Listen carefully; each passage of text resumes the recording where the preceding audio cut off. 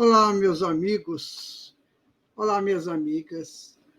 É com muita alegria que nós estamos iniciando hoje o nosso estudo sobre o livro A Gênese, de Allan Kardec. É um livro bastante complexo, ao mesmo tempo muito interessante, porque ele vai esclarecer muitas coisas, ele adianta descobertas científicas que estão acontecendo e que acontecerão. Portanto, nós vamos ter a grande oportunidade de estudar uma grande obra. Eu espero que vocês estejam conosco, compartilhem conosco as suas impressões e que vocês possam nos auxiliar. É claro que ser orientador de um estudo quanto este é muito difícil, dada a importância do mesmo. Mas vamos tentar. Vamos tentar, de alguma maneira, realizar e fazer acontecer aquilo que as expectativas muitas vezes nos colocam a postos. Que o Senhor Jesus nos abençoe, que Ele nos oriente. Então, vamos ao nosso estudo. Né? Nós vamos, como dissemos, né, começar hoje o estudo 1 do livro A Gênese, os milagres e as predições segundo o Espiritismo. Então, aqui nós temos, né, no início, caracteres da revelação espírita, que é o capítulo número 1, e nós vamos estudar, neste momento, os itens de 1 a 12. Então, vamos a ele? Começando, então, como dissemos, né, estudaremos aqui o item 01 ao item 12, e vamos, então, dizer o seguinte. Allan Kardec começa com a seguinte informação. Pode-se considerar o Espiritismo como uma revelação? Neste caso, qual é seu caráter? Sobre o que está fundada sua autenticidade? A quem e de que maneira ela foi feita? A doutrina espírita é ela uma revelação no sentido litúrgico da palavra, ou seja, é ela de todos os pontos o produto de um ensino oculto vindo do alto? É ela absoluta ou suscetível de modificações? Em anunciando aos homens a verdade de fato, a revelação não teria ela por efeito de impedir de fazer uso das suas faculdades, desde que lhe pouparia o trabalho da pesquisa? Nós vamos observar a interessante colocação de Allan Kardec. Nós sabemos que o Senhor Jesus havia prometido o Consolador. Mas como seria este Consolador? Como que ele chegaria até nós?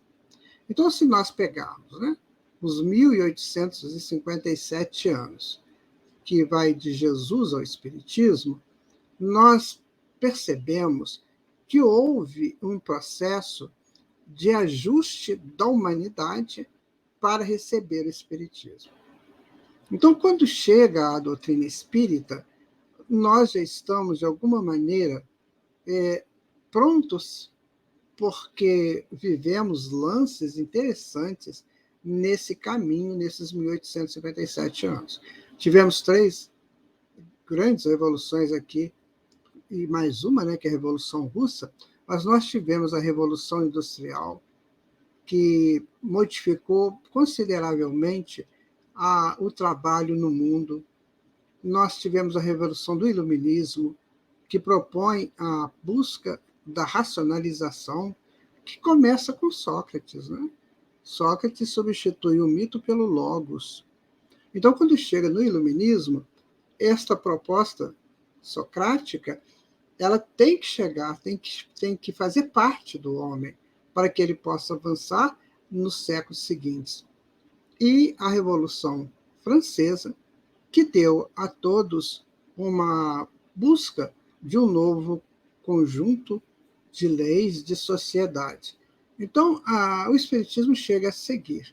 E ainda isso tudo precede, né, a esses momentos, o Renascimento, que é aquele momento bem interessante que aconteceu no mundo, de grandes artistas, filósofos, literatos, que vieram trazer uma nova informação para aquele homem saído do feudalismo, para chegar a um ponto mais essencial. Então, quando chega a revelação espírita, que Allan Kardec propõe como um avanço, um processo de avanço dentro de conhecimento humano, ele pergunta, né? Será que o Espiritismo, né, é uma revelação? Qual é o caráter da revelação? Ou de uma revelação? É isso que nós estamos estudando. Então, vamos continuar aqui nas reflexões de Allan Kardec. Ele coloca: qual pode ser a autoridade do ensinamento dos espíritos se eles não são infalíveis e superiores à humanidade? Qual é a utilidade da moral que eles pregam, se esta moral não é outra senão a do Cristo que se conhece? Quais são as verdades novas que eles trazem? O homem tem ele necessidade de uma revelação e não pode encontrar em si mesmo, em sua consciência, tudo que lhe seja necessário para se conduzir?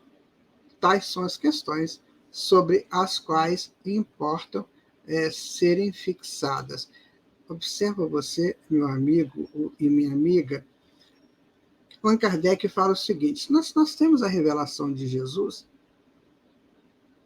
nós teríamos necessidade de uma outra revelação? E os espíritos que trouxeram a revelação, não são eles também falíveis? E os homens?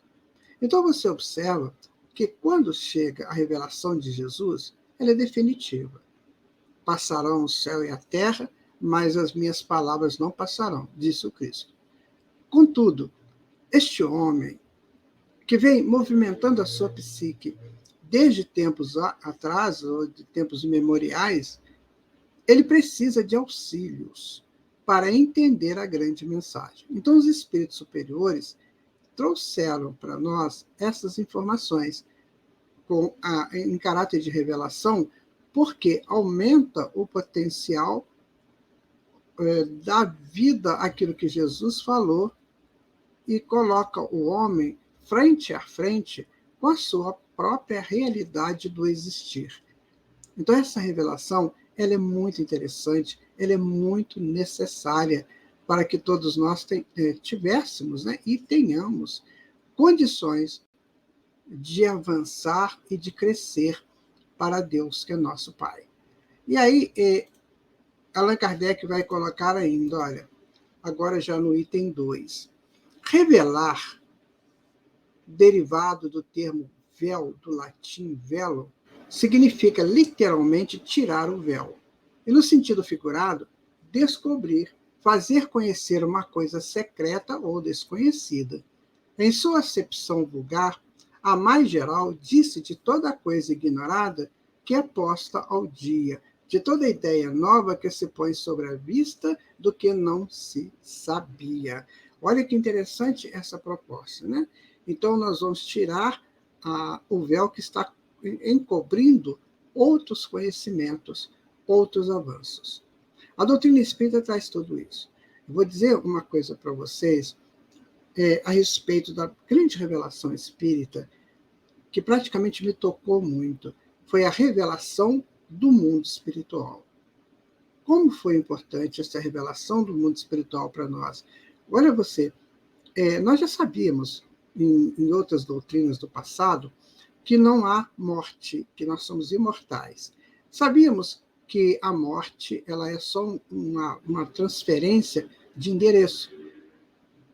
Mas a gente não tinha informação para onde que ia. Então, no passado, todas as mitologias e todas as doutrinas colocavam que a gente ia para o Tártaro, para o Hélade, para a Geena, que no fundo, são regiões bastante ruins, né? Quase infernais.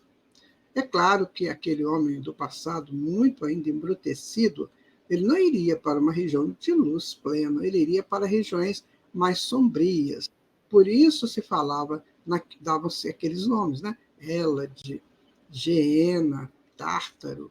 E ali tinham seres, né, que eram os guardiões, e que ficavam ali tomando conta daquelas almas, e tinham várias teorias na mitologia egípcia, por exemplo, se você colocasse uma pena de uma ave de um lado da balança e o coração do desencarnante do outro, ele não podia pesar mais do que a pena. Ou seja, havia todo um contexto tentando explicar a saída para o mundo espiritual. E a doutrina espírita, então, ela traz para nós a informação do que é o mundo espiritual, quando o senhor Allan Kardec fala sobre a erraticidade.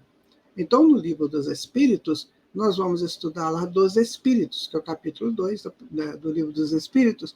Então, ele vai dedicar um capítulo, né, para a vinda dos Espíritos, pelo processo da reencarnação e o retorno pelo da desencarnação.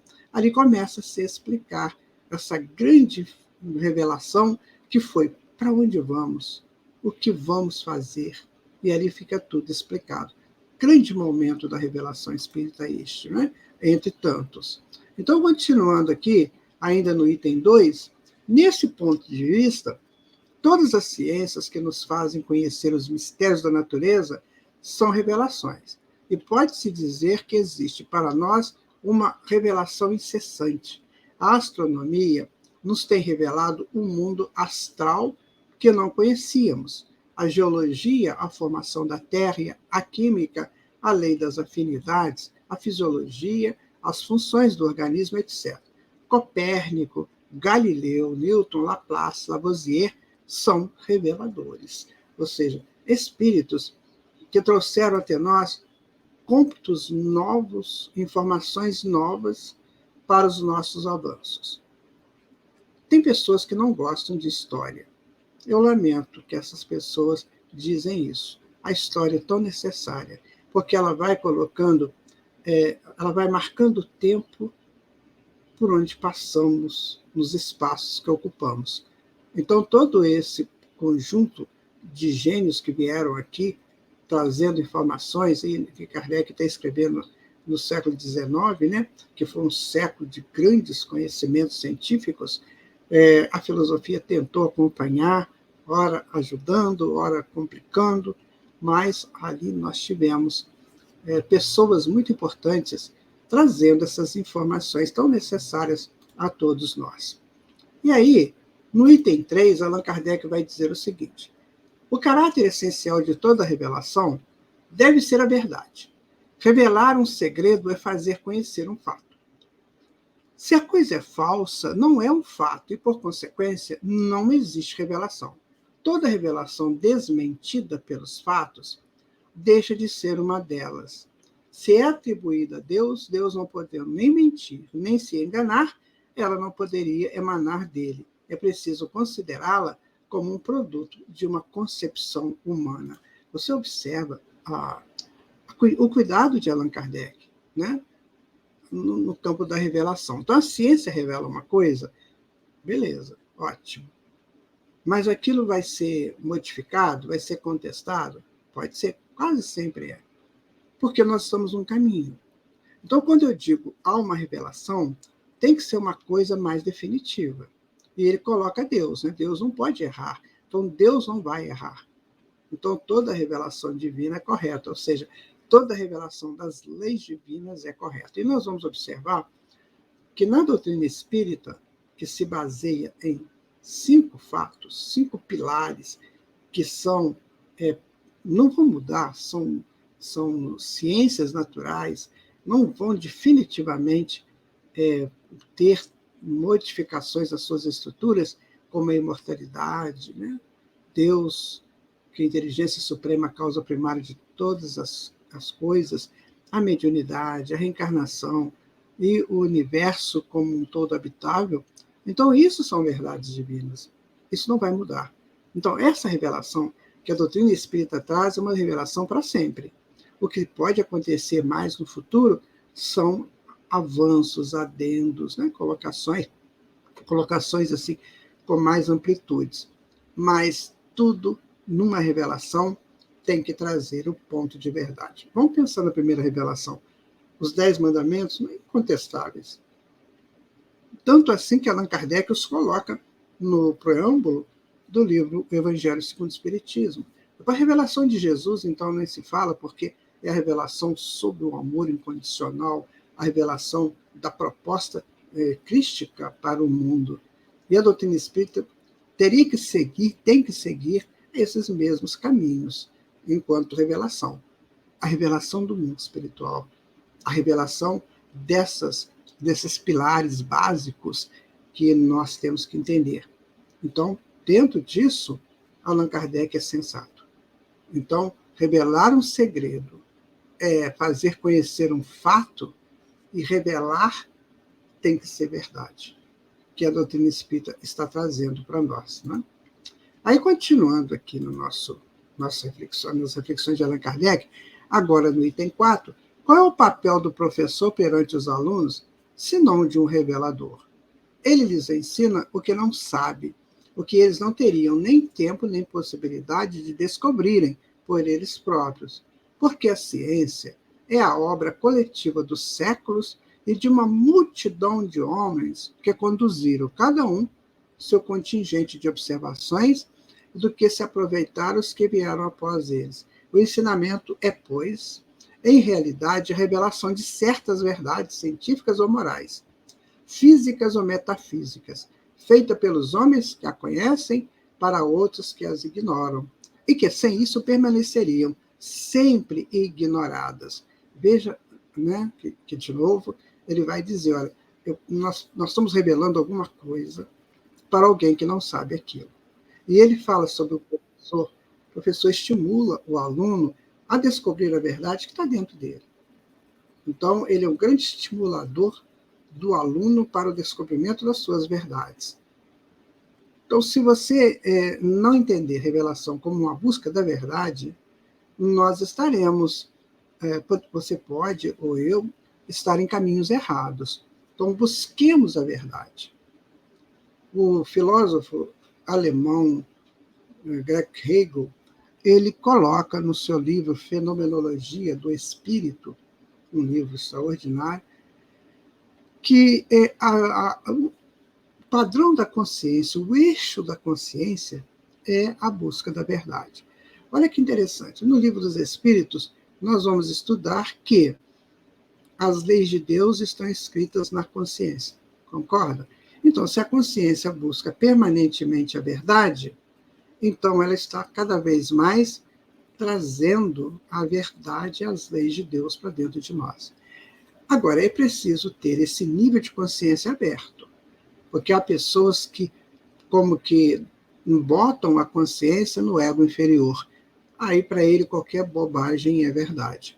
Nós estamos falando da verdade ampla, aquela que excede aquilo que nós já conhecemos, aquela que é pesquisadora, aquela que traz para nós elementos renovados para os nossos avanços, a partir de sabedoria e a partir de amor. Aí sim, nós podemos considerar que a consciência está livre para buscar a verdade.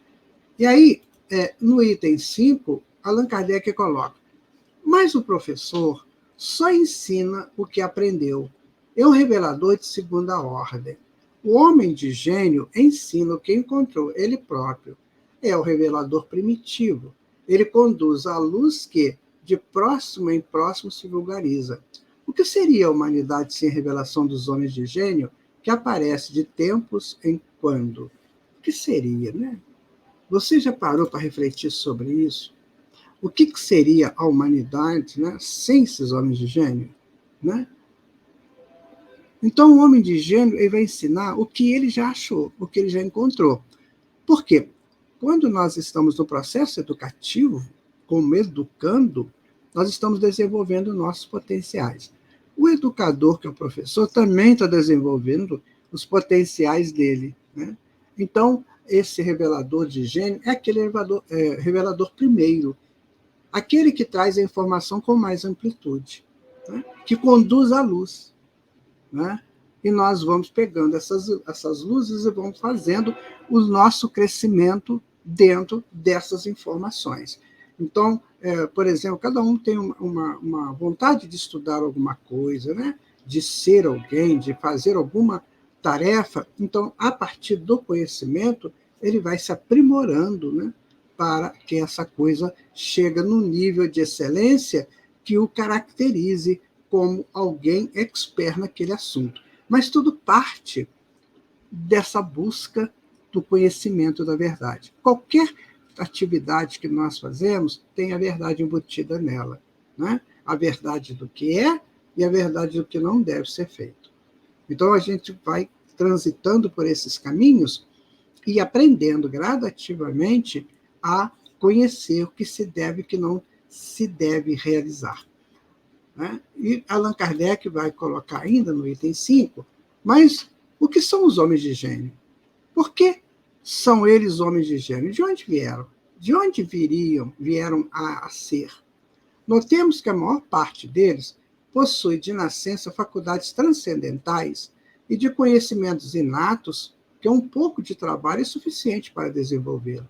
Então, eles pertencem, de fato, realmente à humanidade, já que nascem, vivem e morrem como nós. Onde, pois, auriram estes conhecimentos que não puderam adquirir na sua vivência? Dir-se-á, com os materialistas, que o acaso lhes deu a matéria cerebral em maior quantidade e de melhor qualidade. Eles não teriam mais mérito do que um legume mais volumoso e mais saboroso que o outro. Vejam vocês, Allan Kardec ele é muito perspicaz, sabe? Ele nos encanta exatamente por isso. Então, veja que coisa interessante. Esses homens de gênio, como é que eles chegaram a essa genialidade? Você vê que ele prepara as pessoas para chegar à conclusão da reencarnação. Então ele faz essa pergunta, não quer dizer que seríamos como os legumes, são os mais saborosos que os outros? Então, de onde que eles auriram isso? Eles vivem uma vida, né? Eles nascem da mãe e vão desencarnar. E como é que eles são de gênio se uma multidão em torno deles não tem a genialidade deles? Então você observa, né, que ele prepara a pessoa para buscar a resposta na reencarnação. Então, embutido nesse texto, está assim, meu amigo, minha amiga, você tem que entender a reencarnação. Só ela justifica isso. Só ela é da justiça de Deus. Caso contrário, Deus amaria mais a uns do que aos outros. E como ele é luz, como ele é amor, ele jamais poderia fazer isso. Vejam que interessante o raciocínio dele, né? Então, vamos continuando aqui, olha. Ainda no item 5, né? Dir-se-á com certos espiritualistas que Deus os dotou de uma alma deveras favorecida, que é o comum dos homens, suposição toda também ilógica, já que macularia Deus de parcialidade. A única solução racional deste problema está na preexistência da alma e na pluralidade das existências. O homem de gênio, que é um espírito que tem vivido mais longo tempo, que tem, por consequência, mais aquisições e maior progresso dos que são menos adiantados. Aqui está. Então, essa é a solução.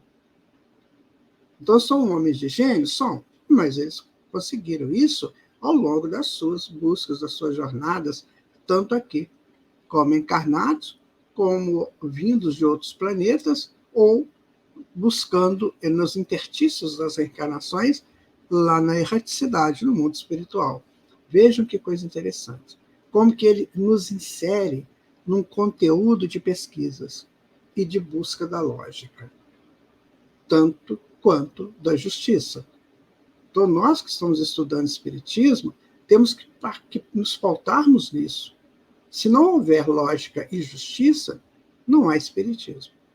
Porque não haverá Deus e nem Jesus nos seus contextos. E não havendo esses dois seres, né, não é possível se considerar o Espiritismo como uma doutrina séria. Então, nós, espíritas, temos que fazer essas reflexões. Então, vamos continuando, né? Aqui, ainda no item 5, ele coloca, encarnando-se, ele traz o que sabe, como sabe, muito mais que os outros, sem ter necessidade de aprender. É o que se chama de homem de gênio. Homem, mas o que sabe nada mais é do que o fruto do trabalho interior, e nunca um resultado de um privilégio. Antes de renascer, ele era um espírito adiantado. Ele se encarna, quer por fazer lucrar os demais com o que ele sabe, que é para adquirir vantagem. Eu vou colocar uma coisa aqui para você, que é uma coisa muito interessante, sabe? Quando a gente começa a estudar a doutrina espírita, a gente começa a ter informações preciosíssimas. Sabe por quê? Porque abre para todos nós a luz do infinito. Olha, nós moramos no infinito, somos filhos de Deus, que é eterno, que nos torna infinitos. Então, o que acontece? Quando eu leio um texto desse, ou estudo um texto desse, eu penso assim, olha, então quer dizer que eu também vou fazer isso um dia. Um dia eu serei um homem de gênio, uma mulher de gênio. Não é assim? Por quê? Porque eu estou nessa busca do conhecimento. Então, vai ver que numa época dessa aí no futuro, eu vou trabalhar num planeta ainda, iniciando, eu estarei lá para ajudar aquela humanidade. Então, eu serei o homem de gênio daquela humanidade. Deixa de ser lindo, gente. Isso nos dá uma paz de espírito, nos dá assim, uma certeza de continuidade e de plenitude. Isso é preciso a gente analisar sempre, enquanto estudantes do Espiritismo e praticantes do mesmo. Né? Então, aqui no item 5 ainda, ele vai dizer: os homens progridem incontestavelmente por eles mesmos e pelos esforços da sua inteligência. Mais liberados de suas próprias forças, este progresso é muito lento, se não forem ajudados por homens mais avançados, como o escolar está para o professor.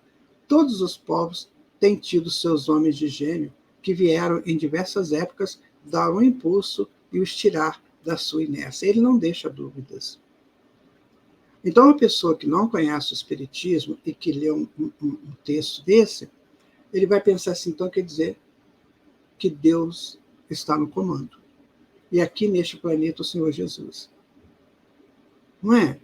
Olha como é que nós vamos sendo inseridos num contexto que até então a humanidade não tinha, que é esse contexto de participação dentro do propósito divino, emanados de Deus e sequenciado por Jesus. Então, eu sou um ser importante. Eu sou cuidado.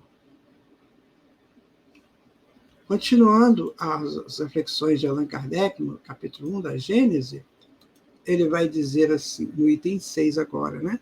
Que vêm eles fazer, se não ensinar aos homens de verdade o que eles ignoram e que seriam ignorados durante ainda longos períodos, a fim de lhe dar um degrau de ajuda com o qual possam se elevar mais rapidamente?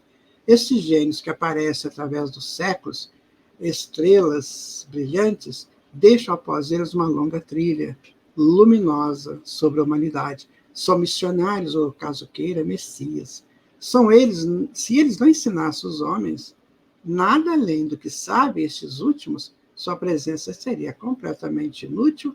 As coisas novas que eles ensinam, quer na ordem física, quer na ordem filosófica, são revelações. Né? E desde então que se admite a solicitude de Deus por suas criaturas, por que não admitir que espíritos capazes, por sua energia, a superioridade de seus conhecimentos, de fazer avançar a humanidade, encarnem-se pela vontade de Deus em vista de ajudar ao progresso em um sentido determinado, que recebe uma missão como embaixador em recebimento de uma ordem soberana? Então este é o papel dos gênios. Muito claro, né, meu amigo, minha amiga? Então, quando você pensa em Newton, Einstein, quando você pensa em Kepler, quando você pensa em Kepler, né? Quando você pensa em tantos gênios da ciência e da filosofia, principalmente, né, nos tempos idos da Antiguidade Clássica, com os grandes filósofos lá da Grécia, principalmente Sócrates, né, e Platão, Aristóteles, você vê que são pessoas enviadas pela divindade para ajudar o homem a progredir. Eu gostaria que você pensasse isso para que, a partir de agora, você gostasse de história. Você gostasse de estudar a sequência do avanço, a sequência do aprimoramento do pensar humano. Tudo isso tem uma tem uma base, tudo isso tem uma almofada, né, na qual nós vamos caminhando e aprendendo. Então, hoje, se nós somos espíritas, nós devemos agradecê-los, porque eles nos iniciaram, num momento qualquer, numa situação qualquer, a entendermos a doutrina espírita. Então, se Deus suscita reveladores para as verdades científicas, pode, com mais forte razão, suscitá-los para as verdades morais, que são elementos essenciais do progresso. Tais são os filósofos cujas ideias atravessaram os séculos, né? As ideias dos filósofos estão aí. Meu amigo, minha amiga, esse Allan Kardec é um professor, é um educador, que nos inicia sempre para novos conhecimentos, né? Então, dando continuidade aqui, vamos no item 7 agora, do primeiro capítulo da Gênesis, né? Neste caso, a revelação é sempre feita a homens privilegiados designados sob o nome de profetas ou messias, isto é, enviados missionários, tendo a missão de transmiti-las aos homens. Considerada sob o ponto de vista, a revelação implica passividade absoluta, aceita-se sem controle, sem exame, sem discussão. Às vezes nós temos que fazer isso. Eu gosto muito de colocar para as pessoas o seguinte: olha, quando o mestre chega, o discípulo deve assentar para ouvi-lo. Porque o mestre, ele é sábio, né? Ele é sábio. Ele não precisa daquilo que ele vai ensinar, ele já sabe. Quem precisa são os educandos, os discípulos, né? E às vezes eu vejo que tem discípulos que quando o mestre chega, ele quer subir na mesa para falar mais alto. Não seja desses. O mestre tem um tempo muito rápido para estar entre nós. Você vê o próprio Jesus, né? O Senhor Jesus ficou aqui 33 anos, por aí. Né? É muito rápido o tempo. E de vida pública, só 3 anos. Eles são rápidos. Então, se você encontrar um mestre por aí, assente-se para ouvi-lo, porque ele vai passar rapidinho. Bom? E Allan Kardec, né, vai colocar ainda no item 7, no sentido especial da fé religiosa, a revelação se diz particularmente das coisas espirituais, que o homem não pode saber por ele próprio, que não pode descobrir por meio dos seus sentidos e do qual conhecimento lhe é dado por Deus ou por seus mensageiros, quer por meio da palavra direta, quer por inspiração. Então, meu amigo, minha amiga, veja você, nós temos uma psique. A psique é a personificação da alma, a ressonância, digamos, né, da alma, e que vai sendo ajustada com os conhecimentos, com as propostas que vão chegando. Então, à medida que nós vamos vivendo, vamos experienciando o ato de viver, nós vamos interagindo com o de fora e com o de dentro. Então, o de dentro é o perfeito, é o que traz a lei, é a mônada, a essência divina. O de fora são propostas, são projetos. Então, quanto mais a gente evolui, quanto mais a gente entende isso, mais as coisas de fora passam a ser selecionadas. Aquilo que eu devo ou que eu não devo fazer. Então, é preciso saber dessas coisas, porque o homem de gênio foi exatamente aquele que já estruturou a sua personalidade dentro de um contexto em que ele pouco necessita do lado de fora vulgar. O lado de fora vulgar, agora, para ele, só um campo de aplicação dos seus conhecimentos. Ele vai sempre buscar em campos superiores, na espiritualidade superior. Eu estou dizendo isso porque esse é o nosso caminho. Nós hoje aprendemos coisas muito pequenas, muito vulgares. Haverá um dia que nós vamos buscar nas coisas mais profundas. E isso tem que começar já. Eu não preciso desencarnar para começar esse projeto. Eu posso começar a fazer isso agora. Principalmente estudando a doutrina espírita. Sabe por quê? Porque quem estuda a doutrina espírita e pesquisa a doutrina espírita, na verdade, ele vai ter que pesquisar todas as ciências do mundo, porque ela nos remonta a todas as ciências. Percebe? Antes, o senhor Allan Kardec já tinha dito fisiologia, ele falou de química, ele falou de geologia, ele falou de várias coisas, né? Nós já falamos desse programa, neste estudo. Então, é preciso entender assim. Então, meu amigo, minha amiga, há só 2 posições para nós. Nós vamos transitar superficialmente na doutrina espírita ou vamos querer um pouquinho mais? Aí você decide. Tá? Tá? Então, dando sequência aqui, no item 8, todas as religiões tiveram seus reveladores, e posto que todos estejam longe de conhecerem toda a verdade, eles tinham sua razão de ser providencial, pois eles estavam apropriados ao tempo e ao meio onde viviam, ao gênio particular dos povos para os quais falaram e para os quais seriam relativamente superiores. Malgrado o erro de suas doutrinas, eles nem por isso deixaram de movimentar os espíritos e por aí mesmo semear germes de progresso, que mais tarde deviam se expandir, como se expandiram um dia o sol do cristianismo.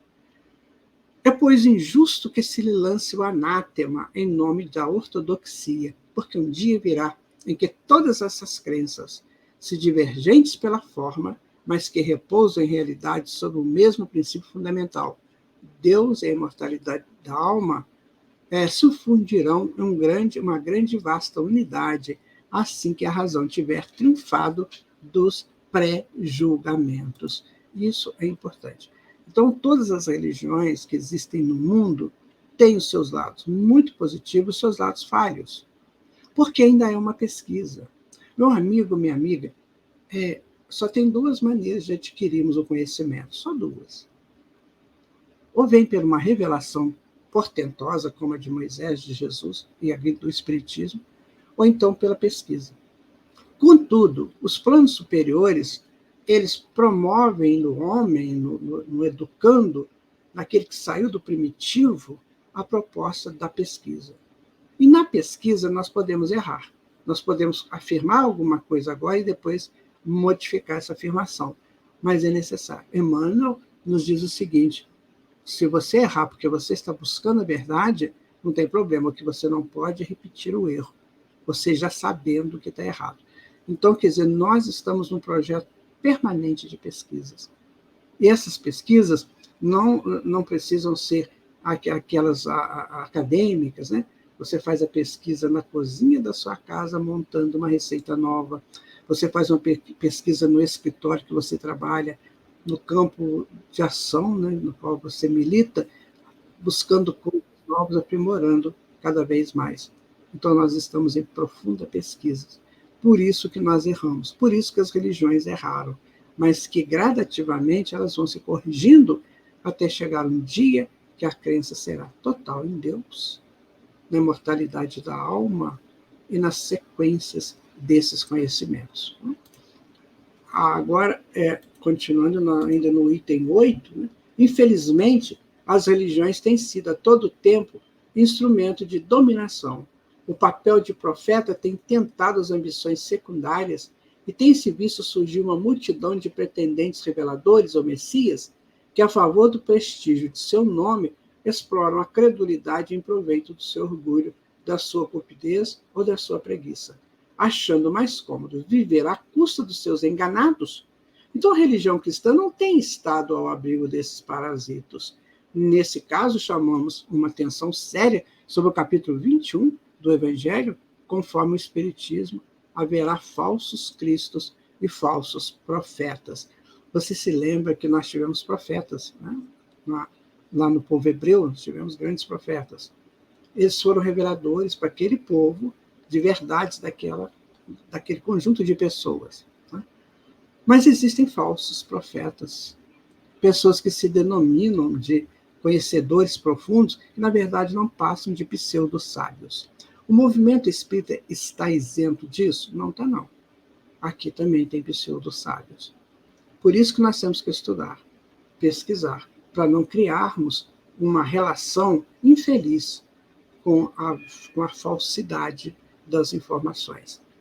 Sejamos claros sobre isso.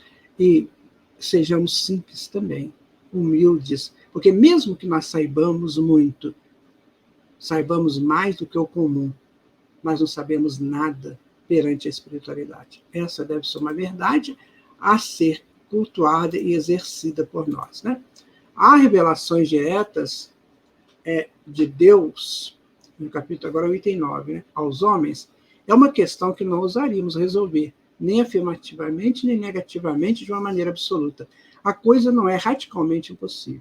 Porém, nada nos dá a prova certa, né? Então, Deus fala diretamente com o homem? Sabe? Será que Deus fala diretamente com o homem? Como Kardec diz, né? Eu não vou dizer que sim, nem que não. A coisa não é radicalmente impossível, porém nada nos dá a prova certa. O que nem seria duvidoso é que espíritos, os mais próximos de Deus pela perfeição, compenetrem-se de seus pensamentos e possam nos transmitir. Então ele faz uma coisa bastante lógica, bastante sensata. Então, por quê? Por que nós não podemos conversar com Deus? Porque nós, primeiro, não temos ainda um avanço muito profundo nesse campo. Segundo, que ele conversa conosco, só que as nossas mesquinharias, o nosso pensamento ainda infantil, não sabe identificar essa voz de Deus em nós. Então é melhor, por hora, né, que esses espíritos nos ajudem nesse contexto. Né? E aqui a Allan Kardec vai dizer o seguinte: ó, quanto aos reveladores encarnados, conforme a ordem hierárquica a qual pertença e o grau do seu saber pessoal, eles podem ouvir suas instruções e seus próprios conhecimentos, ou recebê-las de espíritos mais elevados, realmente mensageiros diretos de Deus. Estes, falando em nome de Deus, têm podido perfeitamente ser tomados pelo próprio Deus. Daí a necessidade que nós temos de estudar, aprofundar doutrina espírita e evangelho. Porque quando a gente tem essas informações, nós vamos ouvir os reveladores, vamos ouvir os mestres, mas a gente tem uma base para ouvi-los. Por que os falsos cristos e falsos profetas ainda têm guarida nos corações de muitos encarnados e desencarnados? Porque eles não têm a base. Então, qualquer coisa que você disser para eles é uma verdade. Entenderam? Então é preciso que a gente tenha essa condição, essa consciência. Não, isso não é verdade que está dizendo. Eu conheço a verdade mais ampla do que essa daí. Mas eu tenho que ter esse senso crítico. E para eu ter senso crítico, eu tenho que saber. Porque senão eu vou partir para o achismo. O achismo, minha gente, é uma prova de ignorância. O achismo não sabe nada. Né? E aí, continuando agora, né? Aqui ainda no item 9, essa sorte de comunicação nada tem de estranho para os que conhecem os fenômenos espíritos e a maneira pela qual se estabelecem as referências entre os encarnados e os desencarnados. As instruções podem ser transmitidas por diversos meios, por inspiração pura e simples, pela audição da palavra, pela via dos espíritos instrutores, durante as visões e aparições, quer em sonho, quer no estado de vigília, tal como se veem os exemplos da Bíblia, no Evangelho e nos livros sacros de todos os povos. É, pois, rigorosamente exato que a maior parte das revelações é dos médiuns inspirados, auditivos ou videntes, de onde não segue que todos os médiuns sejam reveladores, e ainda menos os intermediários diretos da divindade, ou ainda menos sejam intermediários, né, diretos da divindade ou dos seus mensageiros. Então, Allan Kardec coloca, né, a mediunidade, ela é um grande fator que proporciona essas revelações, mas é preciso saber que nem todo médium está pronto para isso. E também tem que saber da necessidade daquela revelação. Então, se, por exemplo, um médium sabe que alguém vai desencarnar, ele tem premonição, ele não deve falar, porque vai alterar alguma coisa? Não. Ele vai assustar, né? Então, até a revelação tem que ser sensata. Aquilo que eu posso ou não dizer naquele momento. Tem coisas que eu posso dizer, tem coisas que eu devo dizer, e tem coisas que eu devo segurar, porque na última hora Deus pode mudar todo um planejamento, não é isso? No item 10, né, os espíritos puros somente recebem a palavra de Deus com missão de transmiti-la. Mas sabe-se agora que os espíritos estão longe de ser todos perfeitos, e que o que se dá com falsa aparência é o que fez São João dizer: não creia jamais em todos os espíritos, mas veja primeiro se os espíritos são de Deus. Você observa que Allan Kardec, né, aqui ele está falando, nós também podemos errar. Então, veja se isso tudo vem de Deus mesmo. Ou seja, num processo bem fraterno e bem sensato. Não é isso, amigo? Ainda no item 10, né? Pode-se haver revelações sérias e verdadeiras, como apócrifas e enganosas. O caráter essencial da revelação divina é aquele da eterna verdade. Toda revelação maculada de erro ou sujeita a trocas não pode emanar de Deus.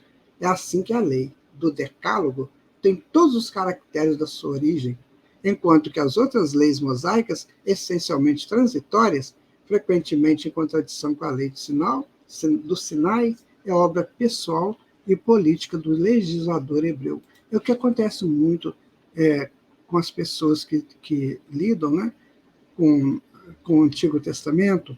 Eles confundem muito que a lei que Moisés trouxe, que lá do Monte Sinai, é lei para todos. Agora, aquela legislação que estão ali nos livros seguintes da Torá, né, ali é para aquele povo naquela época, não para o nosso tempo. Pode sim que algumas informações daquelas de caráter ético-moral seja útil no nosso tempo, mas o fazer, o acontecer, foi para aquela época. Né? Então, veja como que a gente tem que tomar cuidado. Cuidado, meu amigo, minha amiga, quando você busca revelações. Tem pessoas que são muito curiosas, né? E às vezes buscam em campos lamacentos satisfazer suas curiosidades. Seja consciente das suas buscas. Busque a verdade através do Evangelho. E o Espiritismo, por ser um representante maior, né, do Evangelho de Jesus, e será mais ainda, tem para você e para mim todas as informações que nós necessitamos. Não tenha dúvida disso. No item 10 ainda lá, os costumes do povo lenitivo, estas leis por si mesmas caíram em desuso, enquanto que o decálogo restou de pé como farol da humanidade. Cristo fez dele a base do seu edifício, enquanto que abolia outras leis. Se elas houvessem sido a obra de Deus, ele as guardaria de tocá-las. Cristo e Moisés são os dois grandes reveladores que mudaram a face do mundo e aí a prova de suas missões divinas. Uma obra puramente humana não teria um tal poder.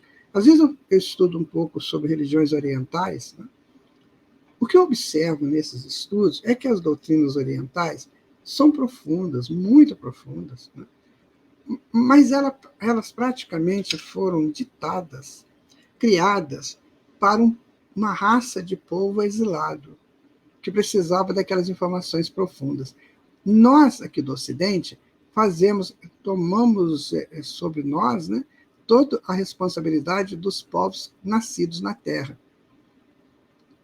E esses povos nascidos na Terra têm em Jesus a sua base, a sua origem, né, as suas consecuções.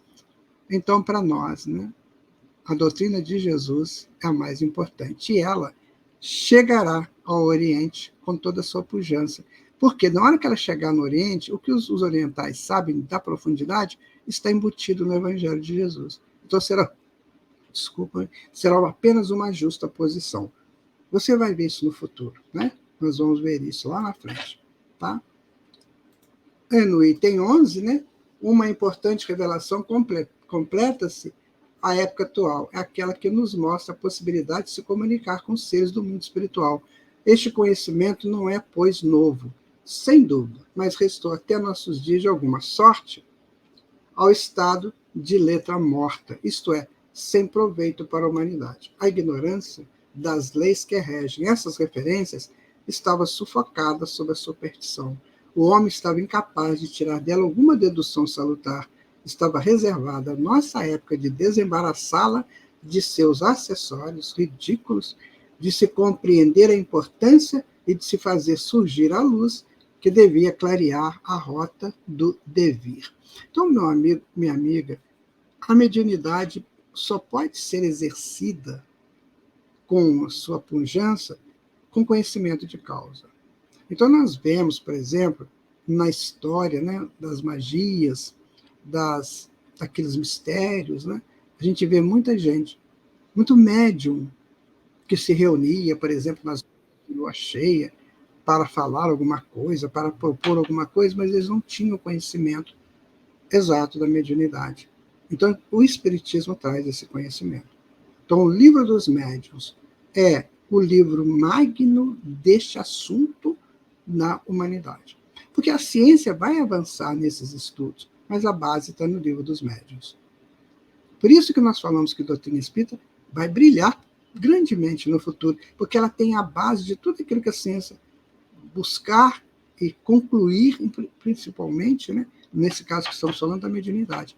Então, foi preciso que o tempo passasse e que os médiuns fossem realmente orientados para exercer com tranquilidade a mediunidade, que eles pertencem, todo mundo é médium, né? E nós vamos ainda no item, agora no item 12, né? O Espiritismo fazendo-nos conhecer o mundo invisível que nos envolve é o meio do qual vivemos, sem nos duvidarmos, as leis que o regem, suas relações com o mundo visível, a natureza, o estado dos seres que o habitam e, por consequência, o destino do homem após a morte. É uma verdadeira revelação na acepção científica do termo. Então, aqui Allan Kardec vai colocar coisas interessantes, né? Que é o seguinte, olha, conhecendo o mundo invisível, né? As leis que regem esse mundo, as suas relações com o mundo dos encarnados, a natureza e o estado dos seres que o habitam, traz para o homem. E o destino do homem, né, após a morte, é uma verdadeira revelação. É isso que o Espiritismo traz para nós. A grande revelação desses quesitos. Conhecer as leis que regem a relação do espírito encarnado com o desencarnado, né? Para onde que nós vamos, o que vai acontecer conosco quando desencarnarmos, né? E como que nós, e como são o estado dos seres que habitam o mundo espiritual. Gente, isso é uma revelação. Isso não tinha. Em religião nenhuma você encontra isso. Você encontra metáforas, mas tão claramente quanto o Espiritismo você não encontra. Por isso, o Espiritismo é essa profunda revelação, a terceira revelação, né? Então, meu amigo, nós terminamos aqui o nosso estudo de hoje, né? E vamos continuar no próximo estudo de número 2, que será a sequência, né, do item 13 para frente do primeiro capítulo. Então, você agora faça a sua revisão, tá? Faça a sua revisão para que você possa buscar cada vez mais o entendimento de tudo isso que nós estamos estudando, tá bom? Então, vou deixar para vocês aqui o meu abraço e até o nosso próximo estudo, se Deus quiser. Fiquem com ele, façam a revisão, vejam de novo o vídeo, leia o livro, tudo isso é necessário para sermos úteis. Fiquem com Deus, fiquem com Jesus e até o nosso próximo estudo.